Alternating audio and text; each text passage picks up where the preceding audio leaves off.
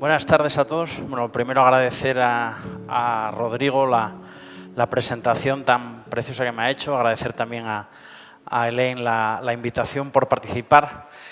Les tengo que pedir, antes de que empiece, que me disculpen. Para mí son las 11 de la noche, entonces si ven que en algún momento me despisto, pues tengan a bien perdonármelo. Voy a intentar hablar de probióticos. El doctor Rodrigo Vázquez me ha hecho una introducción también bastante importante, con lo cual parte de mi charla la voy a poder acortar un poco. Esto es un poco el guión que voy a seguir en los próximos minutos. Pero antes de empezar necesito que me contesten a una pregunta levantando la mano. ¿Hay aficionados al fútbol aquí en la sala? Supongo que sí. Bien, hoy por la mañana, la que venía en el taxi, dos compañeros suyos de Sinaloa me decían que el Madrid iba a ganar y por lo visto está ganando, aunque yo no tenía mucha intención. Bien, este rollo que les voy a soltar es que ustedes me han invitado a venir aquí a Guadalajara y resulta que yo había estado aquí previamente en Guadalajara, prácticamente no recuerdo, pero tengo una conexión que les voy a explicar. El año pasado, este grupo deportivo mexicano, no sé si hay aficionados al Atlas, el Atlas es un equipo de Guadalajara, compró el equipo de mi ciudad, compró el Sporting de Gijón, de tal manera que desde hace 2 años el Sporting de Gijón, que es el equipo al que yo sigo, pertenece a este grupo y de hecho lleva publicidad de Jalisco en su camiseta, ¿no? Con lo cual vean ustedes qué casualidad que yo haya venido aquí a hablarles teniendo esta conexión tan cercana con Jalisco. Bueno, ustedes me han traído para hablar de probióticos, no para hablar de fútbol, entonces voy a centrarme en el tema. Soy gastroenterólogo, entonces yo tengo que vender la función del intestino de alguna manera. El intestino no sirve solo para digerir y para absorber alimentos. Tiene múltiples misiones. Tiene tantas neuronas como la médula espinal y eso tiene sentido. Es un órgano que tiene que generar una motilidad para que funcione. Tiene además... Es el principal órgano del sistema inmune de nuestro cuerpo. El 70-80% de las células inmunitarias de nuestro cuerpo están en el intestino. Y esto tiene una cierta lógica, porque el intestino es la superficie expuesta al exterior más grande de nuestro cuerpo. Y si recuerdan, el epitelio intestinal es una única capa de células. Una única capa de células está separando el exterior del interior, y ese exterior está lleno de cosas, está lleno de toxinas, está lleno de nutrientes, está lleno de fármacos, pero lo que más hay, con muchísima diferencia, son bacterias. Todo ese conjunto de microorganismos, bacterias, virus, arqueas, hongos, es, como ha dicho el doctor Rodrigo Vázquez, pues la microbiota intestinal, y no les voy a volver a hablar de esto. Voy a tardar 30 segundos en comentar esto. Que esa microbiota esté equilibrada se va a asociar a eventos de salud, y si esa microbiota se desequilibra, es decir, si se produce lo que se llama una disbiosis, pues vamos a tener más posibilidades de tener diferentes tipos de enfermedades crónicas generalmente no comunicables, alergias, enfermedades neurológicas, enfermedades autoinmunes, etc. Y la manera de que esto se produzca, pues es en lo que ha versado la charla del doctor Vázquez Frías, que no me voy a extender nada más, ¿no? Pero niños nacidos por cesárea, niños que no reciben alimentación con lactancia materna, niños que reciben antibióticos, el tipo de alimentación complementaria, todos estos inputs son los que van a decidir que esa microbiota sea equilibrada o sea desequilibrada. Entonces, una microbiota desequilibrada se va a asociar a enfermedad, mientras que una microbiota equilibrada se va a asociar a salud. ¿Y esto ya es así para siempre? Es decir, en el momento que tú tienes un desequilibrio de la microbiota, eres un lactante que has tenido la mala suerte de nacer por cesárea y tu madre no ha podido darte el pecho, ¿ya te quedas con tu microbiota desequilibrada toda la vida? Bien, de alguna manera hay que intentar reconducir esta situación. La manera más natural, como acabamos de oír, es a través de la alimentación complementaria, pero tenemos diferentes elementos dentro de la medicina actual que nos van a permitir intentar recuperar ese equilibrio. Pues todos esos elementos en conjunto, si fueran una familia, serían la familia de los bióticos, ¿no? Aunque hay muchos y los conocen ustedes todos, yo hoy solo voy a hablar de probióticos. Y no les voy a aburrir diciendo qué es un probiótico? Porque lo saben ustedes todos perfectamente, igual que saben que Darth Vader es el padre de Luke Skywalker. Saben perfectamente qué es un probiótico, con lo cual no se lo voy a definir. Hay muchísimos microorganismos que son probióticos, la gran mayoría de ellos van a ser o lactobacilos o bifidobacterias, pero hay otros microorganismos lácticos del género Streptococcus, incluso hay levaduras, como puede ser Saccharomyces boulardii, ¿no? O sea, hay microorganismos, hay probióticos que no tienen necesariamente por qué ser bacterias.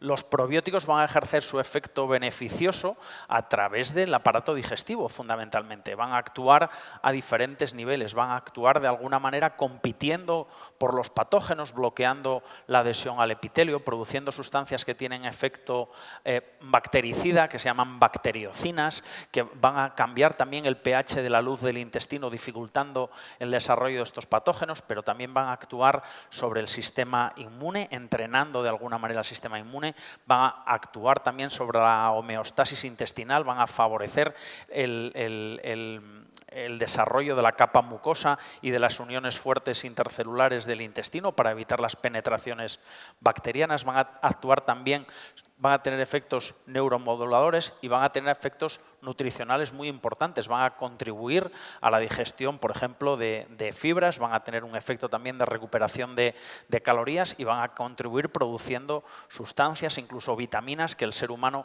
no puede producir por sí mismo. Todos han manejado probióticos, todos conocen prebióticos perfectamente. Simplemente recordarles esto, los probióticos son organismos vivos y hay que clasificarlos de alguna manera dentro del mundo de los seres vivos, ¿no? Y para clasificar adecuadamente un probiótico necesitamos al menos saber el género, la especie y la cepa. Esos tres datos son fundamentales a la hora de determinar un probiótico. A veces nos encontramos un montón de números y letras que se corresponden a dónde está depositada, en qué repositorio internacional está depositada esa cepa, ¿no? El ATCC es americano, el CNCM es francés y el NCIMB es escocés. Entonces, esto simplemente va a permitir poder identificar exactamente una cepa probiótica concreta. Y es que esto de la cepa tiene su trascendencia. Todos ustedes conocen seguro a estas dos bacterias. Son Escherichia coli, las dos, es decir, mismo género, misma especie. Una es la cepa Nissel 1917 y otra es O157. La primera es un probiótico de los primeros que se descubrió en un soldado en la Primera Guerra Mundial y tiene un efecto protector frente a la diarrea, mientras que el otro es la bacteria responsable del síndrome hemolítico urémico. Misma especie, mismo género, diferente cepa, diferente efecto, con lo cual es importantísimo considerar de qué cepa estamos hablando, porque los efectos que antes les he mencionado en la diapositiva son bastante generales, pero hay efectos que son específicos de cada cepa. Hay efectos que van a ser específicos de cada cepa, con lo cual tendremos que revisar bien los estudios que estamos utilizando para recomendar una determinada cepa probiótica para nuestros niños, porque no vale el mismo género ni la misma especie. Y tampoco podemos pensar que un mismo probiótico nos va a solucionar todos nuestros problemas. No podemos pensar que un probiótico puede valer para todo. Puede valer para indicaciones concretas, a lo mejor sirve para todo, bien, pero hay que demostrarlo. Hay que encontrar cuál va a ser, en qué circunstancia clínica ese probiótico, en qué población, a qué dosis, para qué indicación, durante cuánto tiempo ese probiótico es eficaz. Sí, vale, todo esto está muy bien, género, especie, cepa y todo lo tenemos claro, pero es que la vida a veces se nos complica y las empresas que los comercializan pues le ponen alias para que sean más atractivos para el consumidor. Bifidus actirregularis, y además luego hay que saberse el nombre del producto comercial y esto no siempre nos va a ser igual en un país o en otro y esto nos va a complicar bastante la vida. Pero si esto fuera poco si esto ya fuera poco complicado, de repente llegan los taxonomistas bacterianos y nos terminan de hundir. Había un único género de lactobacilos, ¿Para qué necesitábamos más? Pues desde hace 2 años los taxonomistas bacterianos decidieron que tenía que haber 25 géneros de lactobacilos. Y aquellos probióticos que ya más o menos nos sabíamos perfectamente el nombre y los apellidos, pues nos los han cambiado. Ahora ya no es Lactobacillus rhamnosus, ahora es Lacticacibacillus rhamnosus. Ya no es Lactobacillus reuteri, es Limosil Lactobacillus reuteri. Hay muchos que no les han cambiado el nombre. Por ejemplo, los Lactobacillus acidófilos no ha cambiado el nombre. Una única ventaja, que a veces sí que tienen compasión de nosotros los taxonomistas, es que por lo menos la han mantenido la L. Entonces, si ponemos L punto, pues con L punto no nos equivocamos, ¿no? Este aplauso se lo dedicamos a los taxonomistas bacterianos. Bien, vamos a hablar concretamente, no todos los probióticos, vamos a hablar concretamente de 3 de los probióticos más utilizados en pediatría, más conocidos por todos. El primero que voy a hablar es el Limosil Lactobacillus reuteri, concretamente de esta cepa. Fue descubierto por primera vez en leche humana en Perú y es uno de los probióticos que más indicaciones tiene en pediatría. En esta guía de práctica clínica de la World Gastroenterology Organization, actualizada el año pasado, que les recomiendo vivamente su revisión, pues es uno de los probióticos que más indicaciones tiene, ¿no? Nivel de evidencia alto en gastroenteritis agudas, en infecciones, en guarderías y en el tratamiento fundamentalmente del cólico del lactante y de los trastornos digestivos funcionales de tipo doloroso. El Lactobacillus reuteri es muy eficaz en el tratamiento de los trastornos digestivos funcionales que asocian a dolor, fundamentalmente porque tiene efectos a múltiples niveles dentro del aparato digestivo. Tiene un efecto inmunorregulador importante, produce una sustancia que se llama reuterina, que es una bacteriocina que tiene efectos antibacterianos muy intensos y en general actúa sobre la homeostasis intestinal, aumentando de forma muy significativa la salud digestiva. En esta otra revisión, que también les recomiendo, es un documento de consenso del Grupo de Trabajo de Probióticos de ESGAN, también publicada el año pasado. Solo hay 2 probióticos para los que se genera una recomendación positiva para el tratamiento del dolor abdominal funcional. Concretamente, el Lactobacillus reuteri y el Lactobacillus rhamnosus GG. En esta diapositiva les presento una revisión sistemática con metaanálisis en el que podemos ver cómo de forma bastante consistente, ya desde el segundo, tercer y cuarto mes de tratamiento, en aquellos pacientes con dolor abdominal funcional que reciben tratamiento con Lactobacillus reuteri, se observa una disminución significativa de la intensidad del dolor comparado con placebo.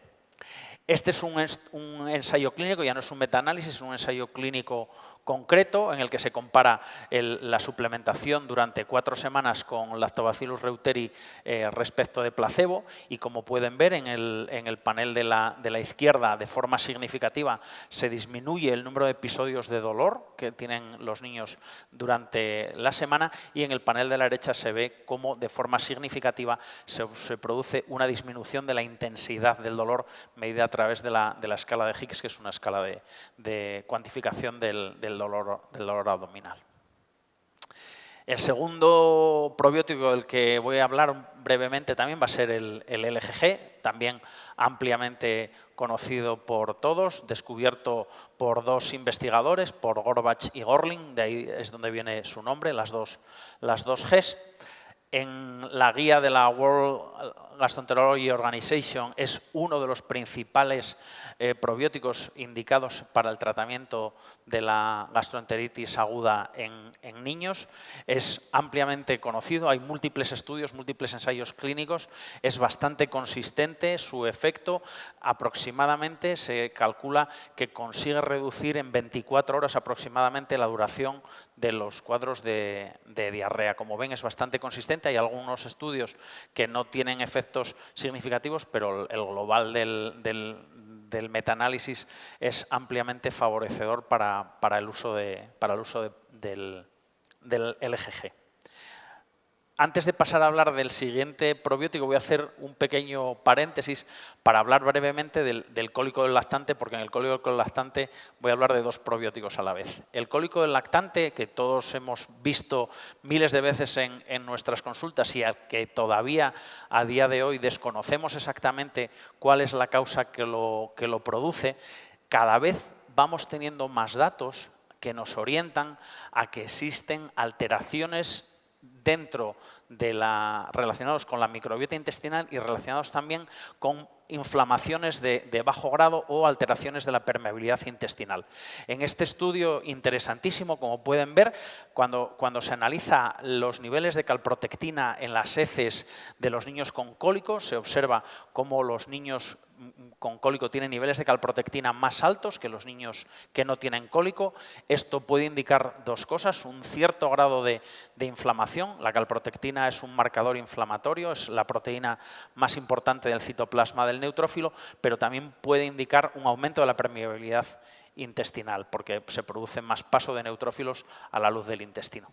Pero lo que vemos en la parte derecha de la diapositiva es que existe una llamativa diferencia en la composición de la microbiota de los niños que tienen cólico respecto de los niños que no tienen cólico. Como pueden ver, los niños con cólico tienen una menor cantidad de actinobacterias. Por cierto, esto también ha cambiado de nombre, ya no se llaman actinobacterias, ahora se llaman actinomicetota. Los firmicutes se llaman bacteroidota, las proteobacterias se llaman pseudomonadota. Y ¿para qué? Vamos, es que nos quieren hundir, sinceramente. Las actinobacterias, que están disminuidas llamativamente en el cólico, son el grupo en el que están contenidas todas las bifidobacterias. O sea, las bifidobacterias pertenecen al grupo de las actinobacterias, claramente disminuidas en el cólico. Firmicutes también disminuidos en el cólico. Proteobacterias, que son todas las enterobacterias, están aumentadas en el cólico. Entonces existe un desequilibrio llamativo en la microbiota de los lactantes que tienen cólico. Pues hay dos probióticos que, como ven en la guía de la WHO, tienen nivel de evidencia suficiente como para ser recomendados en el tratamiento del cólico del lactante en el niño alimentado exclusivamente con lactancia materna, que son el Lactobacillus reuteri, que ya comenté antes, y el Bifidobacterium lactis BB12. Seguro que conocen estos dos estudios, son estudios de un grupo italiano sobre la utilidad del Lactobacillus reuteri en el cólico del lactante. En el primero de los estudios lo que demostraba era que se producía una disminución significativa del tiempo de llanto, que era ya evidente a partir de los 7 días de tratamiento con el probiótico y que se mantenía hasta los 28 días del tratamiento. Y en el segundo estudio ya no miraba solamente la disminución del tiempo de llanto, sino que valoraba si se respondía o no se respondía al tratamiento, considerando respuesta a aquellos niños que disminuían más de un 50% en el tiempo de llanto. Entonces, como ven, la columna de niños que respondían es mucho mayor en los niños que recibían reuteri, del orden del 96% a los 14 días de tratamiento frente a un 62% en los que recibían placebo. Este es un metaanálisis en el que están incluidos estos estudios y, como ven, los resultados son concordantes a esto. Y en esta diapositiva les quiero presentar el último de los probióticos que voy a hablar, que es el Bifidobacterium lactis. Es con mucha diferencia la bifidobacteria más estudiada de todos. Lleva más de 100 años descubierta y utilizada de forma frecuente. Es otro de los probióticos que la WHO recomienda para el uso, para el tratamiento del cólico del lactante, insisto, en niños alimentados exclusivamente al pecho. En este estudio, pues de una manera similar a lo que les había enseñado antes con el reuteri, se puede ver cómo aquellos niños que reciben el Bifidobacterium lactis presentan un 80% de estos niños reducen el tiempo de llanto más de un 50% frente a menos de un 40% los que reciben el placebo. Y si lo que se consideraba era el número de episodios de llanto, pues se ve que al pasar de la visita inicial a las visitas sucesivas, en el grupo que recibe el probiótico la disminución es mucho más llamativa que en aquellos que reciben que reciben placebo. El Bifidobacterium lactis no solo tiene efectos importantes sobre el cólico, también tiene efectos importantes sobre el sistema inmune del lactante. Ya en la presentación anterior del doctor Rodrigo Vázquez había comentado que la cesárea, los niños nacidos por vía cesárea, es una de las fuentes fundamentales de disbiosis en estos pacientes, con lo cual aquellos niños que han nacido por cesárea tienen un riesgo importante, ¿no?, de que su sistema inmune no funcione adecuadamente, entre otras cosas, tienen más riesgo de alergia. Pues como pueden ver en este estudio, en niños nacidos por cesárea, al comparar a aquellos que se les había dado una fórmula convencional, que sería la barra de color, frente a una fórmula que estaba suplementada con Bifidobacterium lactis, al analizar la producción de IgA frente a rotavirus, una vez tras recibir la vacuna frente al rotavirus, la producción de anticuerpos es significativamente más alta en los niños que habían recibido la fórmula suplementada con Bifidobacterium lactis que con los que habían recibido la fórmula sin suplementar. En el mismo sentido y también relacionados con efectos beneficiosos sobre el sistema inmune está este ensayo clínico que incluyó 109 lactantes de 1 mes de edad a los que se les suplementó con el probiótico durante 2 años y se analizó el número de infecciones que tenían, ¿no? Se analizaron infecciones del tracto respiratorio superior, otitis media, fiebre, infecciones gastrointestinales y solo se encontraron diferencias significativas en relación a la disminución de infecciones del tracto respiratorio superior. También, en el mismo sentido, aunque el tipo de suplementación es un poco diferente, estos son niños que recibieron una fórmula suplementada comparados con Bifidobacterium lactis frente a niños que no habían recibido nunca una fórmula suplementada. Y se observa que aquellos niños que habían recibido la fórmula suplementada pues tenían un 20% menos de infecciones del tracto respiratorio superior y también tenían un 20% menos de asma de forma evolutiva. No había efectos significativos sobre las infecciones del tracto respiratorio inferior ni tampoco sobre la aparición de sibilancias. Esta es la última diapositiva de la presentación. Estos son los mensajes que me gustaría que se quedaran. Los probióticos tienen múltiples efectos beneficiosos en la salud del lactante. Estos efectos son específicos de cepa y su uso debe ser referido a una población determinada, a una dosis específica y para una indicación para la que haya evidencias científicas suficientes. Y en relación a los probióticos que hemos utilizado, el Lactobacillus reuteri en el dolor abdominal funcional, el Bifidobacterium lactis en el cólico del lactante y el LGG, por ejemplo, en el tratamiento de la diarrea aguda en niños, pues cumplen perfectamente las condiciones anteriormente mencionadas. Les dejo con este pensamiento, seguro que todos ustedes conocen esta novela, Animal Farm, ¿no? Que el cartel que pone es de George Orwell, muy recomendable. Son unos animales de una granja que se rebelan, ¿no? Y se rebelan frente al hombre y ponen un cartel en la granja que ponía esto: todos los animales son iguales, pero algunos animales son más iguales que otros. Pues quizás lo podríamos cambiar por todos los probióticos son iguales, pero algunos probióticos son más iguales que otros. Nada más, muchas gracias.